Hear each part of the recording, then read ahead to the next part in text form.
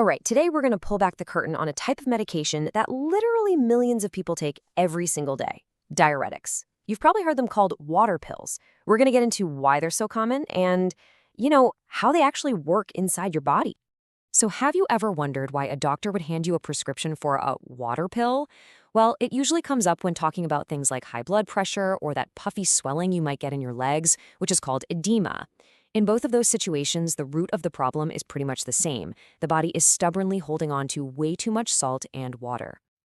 And that, right there, is where diuretics come into the picture. Think of them as a little helping hand for your kidneys. Their whole job is built on this really simple but brilliant idea. Wherever salt goes, water is sure to follow. So by telling your kidneys to get rid of more sodium, they naturally drag all that extra water out with it. Simple as that.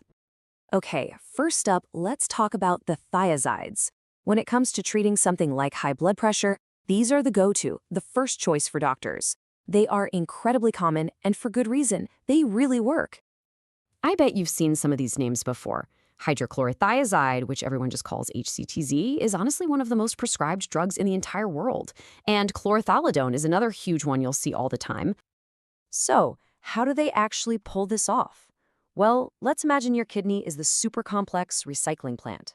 Thiazides go to one very specific spot on the conveyor belt. Medically, we call it the distal convoluted tubule. And they basically just flip a switch that tells it, hey, stop pulling salt back into the body. But of course, no medication comes without potential side effects. The thing is, when you're flushing out all that salt and water, other important stuff can go with it, like potassium and sodium. That's why doctors keep a really close eye on your levels, along with other things like your calcium, blood sugar, and even uric acid. And this little med pearl here is a big reason why thiazides are so popular. They are fantastic team players. What this means is they actually boost the power of other blood pressure medicines, creating this amazing 1-2 punch against hypertension. All right, next up, we have the loop diuretics. Now, if thiazides are kind of the everyday workhorses, you can think of these guys as the heavy-duty powerhouses. You bring them in when you need a much, much stronger effect. You've almost certainly heard of furosemide, probably by its brand name, Lasix. It's the most famous of the loop diuretics. These are the drugs doctors turn to for more serious fluid overload, like in cases of heart failure. So what makes them so much more powerful? Honestly, it's all about location, location, location. They work on a totally different part of that kidney assembly line, a super active section called the ascending loop of Henle. This spot reabsorbs a massive amount of salt, so blocking it has a huge dramatic effect. Now, this is a really critical point. CrCl is shorthand for creatinine clearance, which is just a way to measure how well your kidneys are working. A number below 30 means the kidneys are pretty impaired.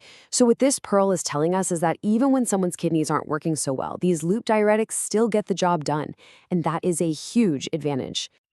And finally, we get to our third class, the potassium-sparing diuretics. And you know what? Their name really says it all. They have a very special job to do when it comes to balancing one of your body's most important electrolytes. The main players you'll see here are amiloride and triamterene. Now, they aren't nearly as powerful as the other two types when it comes to removing water, but that's not really their main goal. Their real strength is in what they manage to hold onto. So their whole mechanism is pretty unique. They work way at the end of the kidney's filtration system in what are called the collecting ducts. And here, they block a special channel that swaps sodium for potassium. So what's the result? Sodium gets kicked out, but, and this is the whole point, potassium gets saved. It stays in the body. And that brings us to the absolute number one thing doctors have to watch with these drugs. So while the thiazides and loops can make your potassium levels drop too low, the big risk here is the complete opposite. Your potassium levels could get too high, and that condition is called hyperkalemia. So how do doctors use this to their advantage? This is where it gets really smart. It's a brilliant little piece of medical strategy.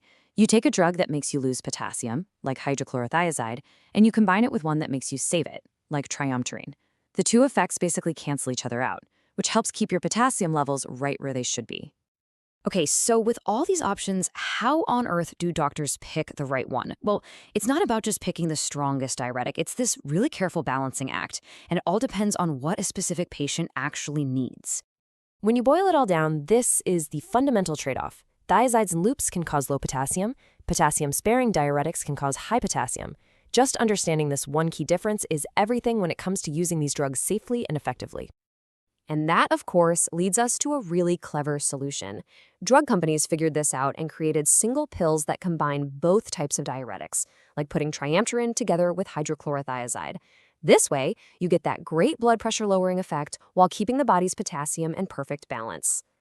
And this brings us right back around to our source material. You see, a chart like this isn't just a boring list of facts. It's a powerful tool. It takes all this complexity and organizes it, helping doctors and pharmacists make the absolute best and sometimes life-saving decisions for their patients. At the end of the day, this just goes to show you that medicine is as much an art as it is a science.